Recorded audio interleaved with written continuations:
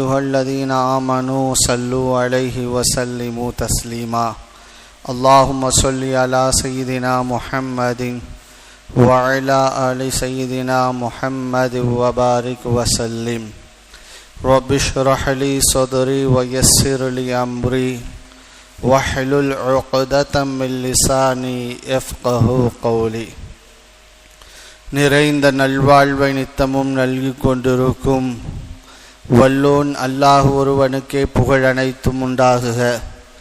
அவனது சலாத்தும் சலாமும் கண்மணி நாயகம் ஸல்லல்லாஹு அலைஹி வஸல்லம் அன்னவர்களின் மீதும் அவர்களின் அடிச்சுவடுகளை பிசகாமல் பின்பற்றி வாழ்ந்த சத்திய சஹாபாக்கள், தாபிஈன்கள், தபஉ தாபிஈன்கள், நாதாக்கள், ஷுஹதாக்கள், நல்லோர்கள், குறிப்பாய் இங்கு குழும இருக்கின்ற குழுமவிருக்கின்ற அனைவரின் மீதும் என்றென்றும் குன்றாமல் நின்று நிலவட்டுமாக.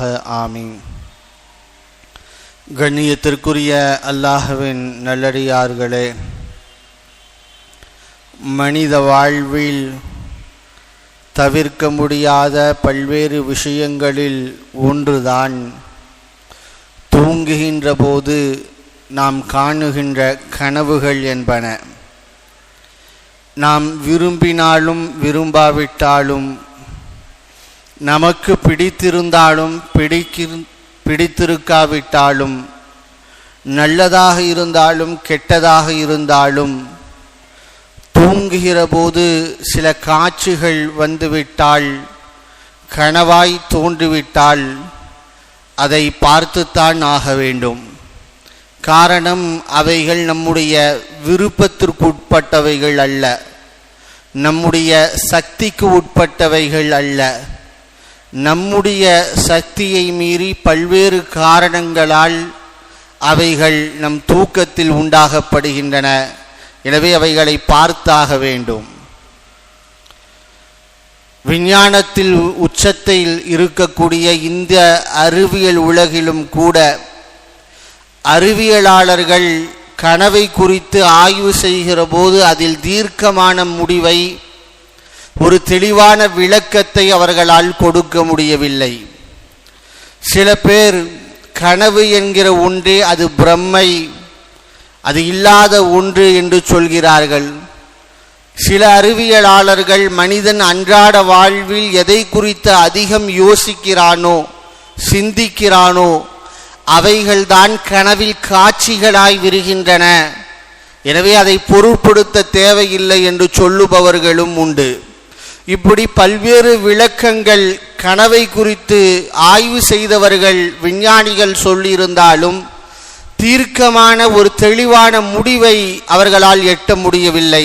ஆனால் இஸ்லாமிய மார்க்கம் கனவு என்றால் என்ன, அதை நம்பலாமா வேண்டாமா, அது உண்மையா பொய்யா, நல்ல கனவு கெட்ட கனவு என்று இருக்கிறதா, எதை எப்படி அணுக வேண்டும், எதை சொல்ல வேண்டும், எதை மறைக்க வேண்டும் என்கிற எல்லா விஷயங்களையும் இந்த மார்க்கம் சொல்லிக் கொடுத்திருப்பதை நம்மால் பார்க்க முடிகிறது.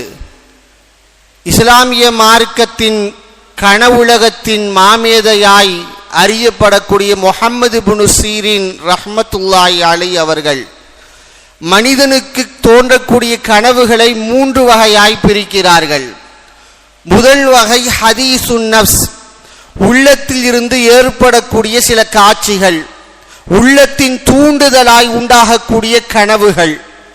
மனிதன் தன் அன்றாட வாழ்வில் எதை குறித்து அதிகமாய் சிந்தித்து கொண்டிருப்பானோ, தூங்குவதற்கு முன்பு எதை குறித்து யோசித்து கொண்டிருப்பானோ, அந்த யோசனையே அந்த சிந்தனையே தூக்கத்தின் காட்சிகளாய் கனவுகளாய் வரும் என்கிறார்கள்.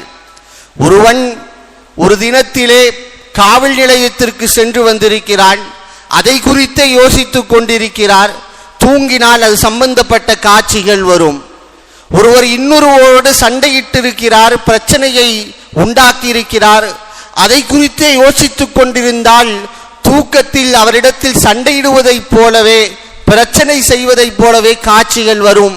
இப்படி சில கனவுகள் இருக்கின்றன, இதை பொருட்படுத்த தேவையில்லை என்கிறார்கள் மார்க்க அறிஞர்கள். இரண்டாவது வகை தஹ்வீஃபும் மினஷ் ஷைத்தான், ஷைத்தானிடமிருந்து ஏற்படுத்தப்படக்கூடிய அச்சுறுத்தல்கள் கனவுகளாய் வரும். தூக்கத்தில் சில காட்சிகளை, பயங்கரமான காட்சிகளை, திடுகுறான காட்சிகளை, கோரமான காட்சிகளை கனவுகளாய் நாம் பார்ப்போம். அது ஷைத்தானிடமிருந்து உண்டாக்கப்படக்கூடியவைகள். அவை குறித்து கவலைப்பட வேண்டிய தேவையில்லை என்கிறார்கள் மார்க்க அறிஞர்கள். உதாரணத்திற்கு சொல்வதென்றால், உயரமான இடத்தில் இருந்து விழுவதை போன்று பார்க்கலாம், விபத்து ஏற்பட போவதை போன்று பார்க்கலாம், கோரமான மரணம் ஏற்படுவதை போன்று பார்க்கலாம், தலையில் கற்களை போட்டு ஒரு பாறாங்கல்லை போட்டு தலை சிதறடிக்கப்படுவதாய் உடைக்கப்படுவதை போல பார்க்கலாம். இப்படி நம்மை பதட்டத்தில் ஆழ்த்தக்கூடிய, கவலையில் ஆழ்த்தக்கூடிய காட்சிகள் கனவுகளாய் தோன்றுகிற போது அது ஷைத்தானால் ஏற்படுத்தக்கூடிய காட்சி என்று விளங்க வேண்டும். ஷைத்தான் நாம் கவலையுறுவதை பார்த்து மகிழ்ச்சி அடைவதற்காக இப்படிப்பட்ட காட்சிகளை நம் கனவில் போடுகிறான். அதை குறித்து அச்சப்பட தேவையில்லை என்று மார்க்க அறிஞர்கள் சொல்லி காட்டுகிறார்கள். மூன்றாவது வகை கனவு, இவைதான் கவனத்தில் எடுத்தாக வேண்டும். அல்லாமா முஹம்மது இப்னு சீரின் ரஹ்மத்துல்லாஹி அலைஹி சொல்கிறார்கள், புஷ்ரா மினல்லாஹ், அல்லாஹ்விடம் இருந்து சோபனமாய் உண்டாக்கப்படக்கூடிய கனவுகள். எப்படி நம்முடைய மனதினுடைய ஆழ்மனதினுடைய தாக்கத்தால் கனவுகள் ஏற்படுமோ, ஷைத்தானுடைய தூண்டுதலால் கனவுகள் ஏற்படுமோ, அதுபோல் அல்லாஹ் சில காட்சிகளை கனவிலே கொடுப்பான். அல்லாஹ் சில காட்சிகளை கனவிலே ஏற்படுத்துவான். அவைகள் சத்தியமானவைகள், அவற்றை மீது அக்கறை கொள்ளப்பட வேண்டும், அவற்றை கவனத்தில் எடுத்தாக வேண்டும். காரணம், அது அல்லாஹுவால் ஏற்படுத்தப்படக்கூடியது. நபி ஸல்லல்லாஹு அலைஹி வஸல்லம் சொன்னார்கள், ருயல் முஃமினி ஜுஸ்உம் மின் 46 ஜுஸ்அம் மினன் நுபுவா. ஒரு முஃமின் காணக்கூடிய கனவு, அல்லாஹ்வின் புறத்திலிருந்து உண்டாகக்கூடிய கனவு என்பது நுபுவத்தின் 46 ஜுசுக்களில் பங்குகளில் ஒரு பங்குதான் இந்த கனவு என்று நபி ஸல்லல்லாஹு அலைஹி வஸல்லம் அவர்கள் சொன்னார்கள். இன்னொரு ஹதீஸில் சொன்னார்கள், நுபுவத் என்பது என்னோடு முடிந்து விட்டது, ஆனால் கனவிலே அல்லாஹ்வின் மீது உண்டாகக்கூடிய, அல்லாஹ்வின் புறத்தில் இருந்து உண்டாகக்கூடிய நற்செய்திகள் என்பது கியாமத்து வரை தொடர்ந்து கொண்டே இருக்கும். எனவே அவற்றை கவனத்தில் எடுத்தாக வேண்டும் என்று ஹதீஸுகள் சொல்லிக் கொடுப்பதை நம்மால் பார்க்க முடியும். ஷைத்தானின் தூண்டுதல்களால் கனவு ஏற்படுவதை போல அல்லாஹ்விடம் இருந்தும் கனவுகள் என்பது உண்டாகும். அல்லாஹ் 2 காரணங்களுக்காக கனவுகளை உண்டாக்குவான். ஒன்று, சோபனம் சொல்வதற்காக, நற்செய்திகள் சொல்வதற்காக, வாழ்த்துக்களை சொல்வதற்காக, ஒரு மனிதன் பிற்காலத்தில் அடைய இருக்கக்கூடிய உயர்ந்த அந்தஸ்துகளை, உயர்ந்த பதவிகளை, அவைகளை குறித்து முன்கூட்டியே அறிவிப்பு செய்யும் முகமாய் கனவின் மூலமாய் அல்லாஹ் அதை காட்டித் தருவான். இதை நம்ப வேண்டும், இதை கண்டு மகிழலாம். நபி ஸல்லல்லாஹு அலைஹி வஸல்லம் அவர்கள் கனவு ஒன்றை கண்டார்கள். தோழர்களிடத்தில் வந்து சொன்னார்கள், நேற்று இரவு நான் கனவு கண்டேன். உங்களோடு புடைசூழ மீண்டும் மக்காவிற்கு நுழைவதை போல கனவு, காபாவை வலம் வருவதை போல, தவாஃப் செய்வதை போல, உம்ரா செய்வதை போல கனவு கண்டேன் என்று சொன்னார்கள். இது சொன்னது எப்பனா ஹிஜ்ரி 6ஆம் ஆண்டு. நபி ஸல்லல்லாஹு அலைஹி வஸல்லம் மக்காவில் இருந்து வெளியேற்றப்பட்டு மதீனாவுக்கு வந்து 5 ஆண்டுகள் முடிந்து விட்டன. 6வது ஆண்டு இப்படிப்பட்ட ஒரு கனவை சொன்னதும் சஹாபிகள் எல்லாம் துள்ளி குதிக்கிறார்கள், மகிழ்ச்சியில் ஆழ்ந்து போகிறார்கள். காரணம், தன் தாய் நாட்டை பார்த்து வந்து 5 ஆண்டுகள் கடந்து விட்டன. மீண்டும் அந்த மண்ணை போய் மிதிப்போமா, காபாவை தரிசிப்போமா, காபாவை வலம் வருவோமா என்றெல்லாம் கவலையில் ஆழ்ந்திருந்த சஹாபிகளுக்கு சோபனமாய் அல்லாஹ் கனவின் மூலமாய் காட்டி தந்தான். மீண்டும் மக்காவிற்குள் நுழைவீர்கள், காபாவை வலம் வருவீர்கள், தவாப் செய்வீர்கள், இபாதத் செய்வீர்கள் என்பதை கனவின் மூலமாய் அல்லாஹ் காட்டினான். ஹிஜ்ரி 6 பெருமானார் கனவு கண்டார்கள். அந்த வருடமே 1400 சஹாபிகள் அழைத்து கொண்டு உம்ரா செய்ய புறப்பட்டார்கள் என்பதையும், ஹுதைபியா என்கிற இடத்தில் தடுத்து நிறுத்தப்பட்டார்கள் என்கிற செய்தி எல்லாம் நாம் அறிவோம். ஹுதைபியா என்கிற இடத்தில் தடுத்து நிறுத்தப்பட்டு ஒப்பந்தம் நடைபெற்றது. உம்ரா செய்வதற்காக கிளம்பியவர்கள் உம்ரா செய்யாமலேயே மதீனாவிற்குள் வந்தார்கள். மதீனாவிற்கு வந்ததும் முனாஃபிக்கின்கள் வளமை போல வேலையை ஆரம்பித்தார்கள். முகம்மது நபி கனவு கண்டதாய் சொன்னார், காபாவை தவாப் செய்வோம் என்றார், மக்காவிற்குள் நுழைவோம் என்றார், எதுவுமே நடக்கல. அப்பா விட்டதெல்லாம் புருடாவா, கப்சாவா, ஏமாற்று வேலையா என்றெல்லாம் நாயகத்தை கிண்டல் பேசிய போது அல்லாஹ் வசனத்தை இறக்கி வைத்தான். லக்கது சதகல்லாஹு ரசூலஹு ருயா பில் ஹக். நாயகம் கண்ட கனவை, அல்லாஹ்வின் தூதர் கண்ட கனவை அல்லாஹ் உண்மைப்படுத்தியே தீர்வான். சத்தியமாய் அது நடைபெற்றே தீரும். நீங்கள் வருங்காலத்தில் நுழைவீர்கள், அந்த மஸ்ஜிதுல் ஹராமில் நுழைவீர்கள். எப்படி தெரியுமா? ஆமினீன முஹல்லிகீன ரூஸகும், அச்சமற்றவர்களாய், பீதியற்றவர்களாய், எதிரிகள் நம்மை தாக்கிவிடுவார்களோ என்கிற எந்த கவலையும் இல்லாமல் நுழைந்து உம்ரா செய்து முடித்து உங்கள் தரையை சிலைத்துக் கொள்வீர்கள், முடியை மழித்து விடுவீர்கள் என்று அல்லாஹ் வசனத்தை இறக்கினான். ஹிஜ்ரி 7ஆம் ஆண்டு அல்லாஹ் சொன்னதை போலவே திருக்குர்ஆனின் வசனத்திற்கு ஏற்றாற் போலவே எல்லோரும் உம்ரா செய்து முடித்தார்கள் என்கிற வரலாற்றை பார்க்கிறோம். ஆக வருங்காலத்தில் நடக்கக்கூடிய ஒரு நல்ல காரியத்தை குறித்து முன்கூட்டியே அல்லாஹ் உணர்த்தக்கூடிய ரீதியில், அறிவிப்பு செய்யக்கூடிய ரீதியில் கனவுகளை சோபனமாய் அல்லாஹ் உண்டாக்குவான். அபூபக்கர் சித்திக் ரலியல்லாஹு அன்ஹு கனவு ஒன்றை கண்டார்கள். நபி ஸல்லல்லாஹு அலைஹி வஸல்லம் நபியாக அனுப்பப்படுவதற்கு முன்பு ஷாம் தேசத்திற்காக அபூபக்கர் சித்திக் ரலியல்லாஹு அன்ஹு வியாபாரத்துக்கு சென்றிருக்கிறார்கள். ஒரு கனவு, சந்திரன் ஒன்று அப்படியே வானத்திலிருந்து பிளந்து கொண்டு வந்து தன் வீட்டில் நுழைவதில் போல், அதை இவர்கள் அணைப்பதை போல் கனவு கண்டார்கள். விசித்திரமான இந்த கனவுக்கு வேதங்களை கற்றறிந்திருந்த ஷாம் தேசத்தில் இருந்த பண்டிதர்களிடத்தில் போய் விளக்கம் கேட்டார்கள். அந்த பண்டிதர் திருப்ப கேட்டார், எங்கிருந்து வரேன்னு. மக்காவிலிருந்து வருகிறேன். எந்த குலத்தை சார்ந்தவர்? குறைஷ் குலத்தை சார்ந்தவர். எதற்காக ஷாமுக்கு வந்திருக்கிறார்? வியாபாரத்திற்காக வந்திருக்கிறேன்.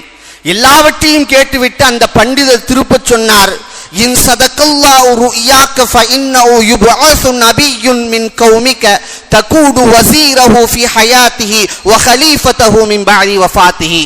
நீ கண்ட கனவை அல்லாஹ் உண்மைப்படுத்தினால், அது நடந்தேறுமே. ஆனால் என்ன தெரியுமா நடக்கும்? உன்னுடைய கூட்டத்தில் இருந்து, உங்களுடைய கோத்திரத்திலிருந்து இறுதி நபி என்பவர் அனுப்பப்படுவார். நீங்கள் அந்த நபியினுடைய உற்ற தோழராய் அவர் வாழுகின்ற காலத்தில் இருப்பீர்கள். அவர் மரணத்திற்கு பின்பு கலீஃபாவாய் இந்த உலகத்தில் பதவி புரிவீர்கள், ஆட்சி செய்வீர்கள். இதுதான் நீங்கள் கண்ட கனவின் விளக்கம் என்று சொல்லி அனுப்பிவிட்டார். அபூபக்கர் சித்திகள் எல்லாம் வந்துட்டாங்க. நபி ஸல்லல்லாஹு அலைஹி வஸல்லம் அவர்களுக்கு நுபுவத் கொடுக்கப்படுகிறது. நபியாக அனுப்பப்பட்டார்கள். ஸல்லல்லாஹு அலைஹி வஸல்லம் எல்லோரையும் இஸ்லாத்தின் பால் அழைத்த போது அபூபக்கரையும் அழைத்தார்கள். அபூபக்கர் கேட்டார், நீங்கள் நபி என்பதற்கு என்ன ஆதாரம்? அல்லாஹ்வின் தூதர் என்பதற்கு என்ன ஆதாரம் கேட்டாங்க. நபி ஸல்லல்லாஹு அலைஹி வஸல்லம் சொன்னார்கள், ஷாமில் இருக்கிற போது நீ சந்திரன் விழுவதை போல் கனவு கண்டாய் அல்லவா, அந்த கனவுதான் நான் நபி என்பதற்கு ஆதாரம் என்றார்கள். அஷ்ஹது அல்லாஹ் இலா இல்லல்லாஹ் வ அன்னக ரசூலுல்லாஹ், அல்லாஹ் ஒருவன் என்றும் நீங்கள் அல்லாஹ்வின் தூதர் என்றும் சாட்சி சொல்கிறேன் என்று அப்பொழுதுதான் அபூபக்கர் ரலியல்லாஹு அன்ஹு இஸ்லாத்தை தழுவினார்கள் என்கிற செய்தியை பார்க்கிறோம்.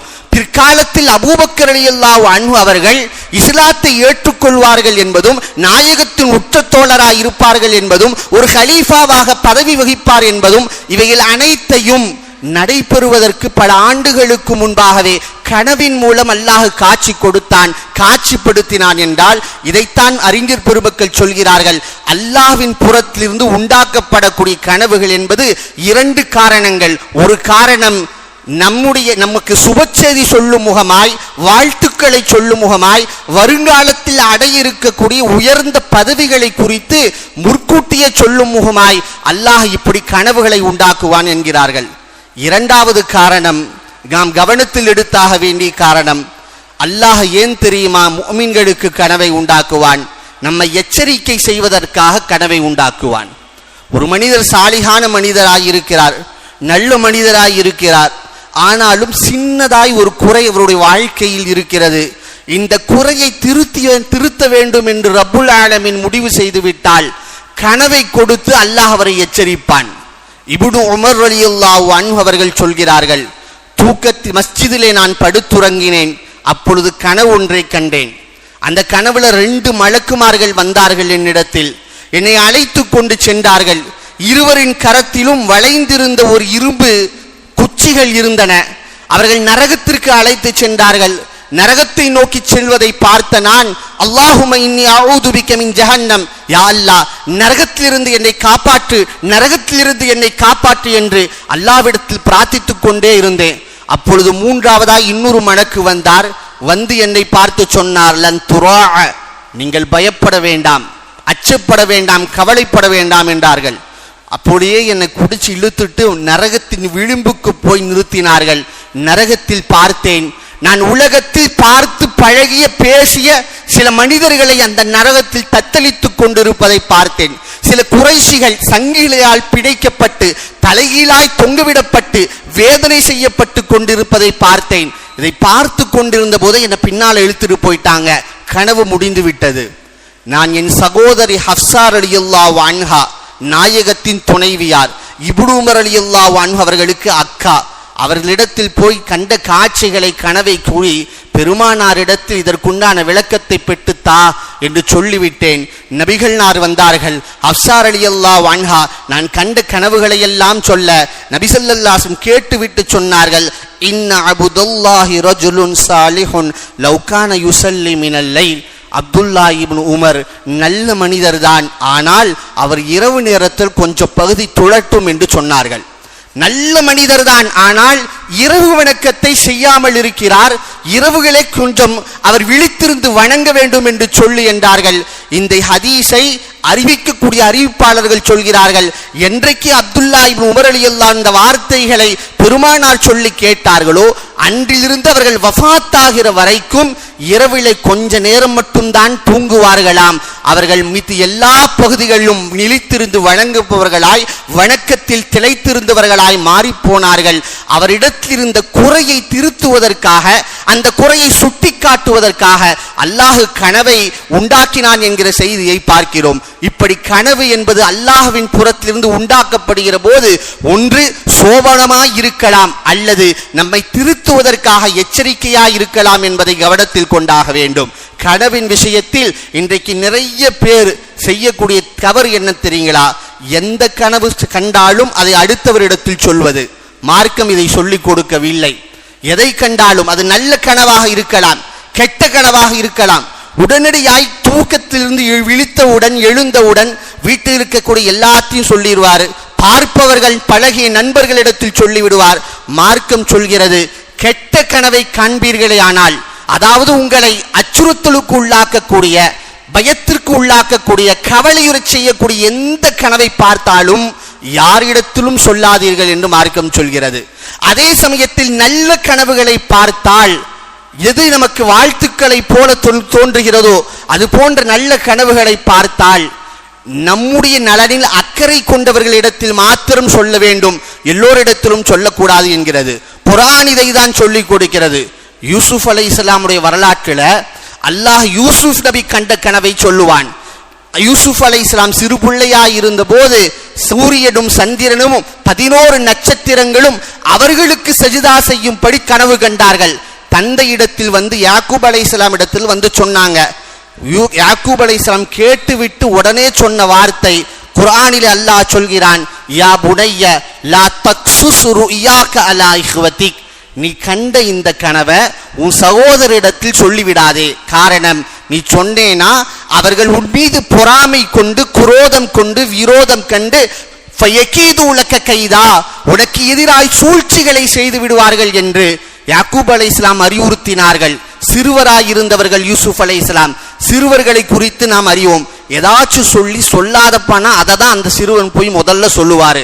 சிறுவராயிருந்த யூசுப் அலைஹிஸ்ஸலாம் சகோதரிடத்தில் போய் சொன்னார். வரலாறு நீளுகிறது. என்ன நடந்தது? யூசுப் அலைஹிஸ்ஸலாமுடைய ஒட்டுமொத்த வாழ்க்கையும் சோதனையாய் மாறி போனது.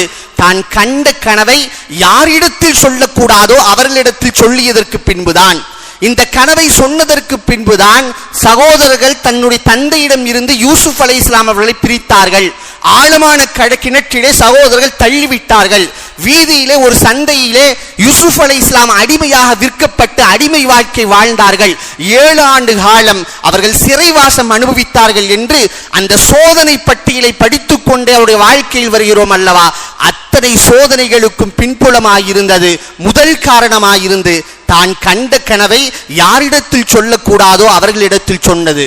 அவர்களுக்கு விரோதம் வந்தது, குரோதம் வந்தது. தன் சகோதரன் மீது இருந்த பொறாமையினால் அத்தனை விஷயங்களும் ஒன்றன் பின் ஒன்றாய் நடந்தது என்கிற செய்திக்கு பின்னால் அறிஞர்கள் சொல்கிறார்கள், ஹதீஸ்களில் நமக்கு கிடைக்கக்கூடிய செய்தி, யார் நம் நலனில் அக்கறை கொள்வார்களோ, நம் மீது பரிவோடு நடந்து கொள்வார்களோ, உண்மையை நாம் நன்றாக இருப்பதை முன்னேற்றத்தை விரும்புவார்களோ அவர்களிடத்தில் மாத்திரம் நல்ல கனவாயிருந்தால் சொல்லலாம். தீய கனவாயிருந்தால், கெட்ட கனவாயிருந்தால் யாரிடத்திலும் சொல்லக்கூடாது. அது நம்ம நலனில் அக்கறை இருந்தவர்களாக உள்ளவர்களாக இருந்தாலும் சரி, அக்கறையற்றவர்களாக இருந்தாலும் சரி, எவரிடத்திலும் சொல்லாதே. தீய கனவை கண்டால் உடனடியாக அஊது பில்லாஹி மினஷ் ஷைத்தானிர் ரஜீம் என்று சொல்லு. கனவிலிருந்து விழுத்தவுடன் அஊது பில்லாஹி மினஷ் ஷைத்தானிர் ரஜீம் என்று சொல்லு. உன் இடது புறமாய் 3 முறை உமிழ்நீர் வராமல் துப்பு என்று நபி ஸல்லல்லாஹு அலைஹி வஸல்லம் சொல்கிறார்கள் என்கிற செய்திகளை எல்லாம் பார்க்கிறோம். கண்ணியத்திற்குரிய அல்லாஹ்வின் நல்லடியார்களே, அல்லாஹ் குர்ஆனும் ஹதீஸும் கனவு சம்பந்தமாய் எந்தெந்த விஷயங்களை எல்லாம் நமக்கு சொல்லிக் கொடுத்திருக்கின்றனவோ அதன்படி நம் வாழ்க்கையை அமைத்துக் கொள்வதற்கு தௌஃபீக் செய்வானாக. வாஹிரு தஅவானா அல்ஹம்துலில்லாஹி ரப்பில் ஆலமீன். கண்ணியத்திற்குரிய இன்ஷா அல்லாஹ் வரக்கூடிய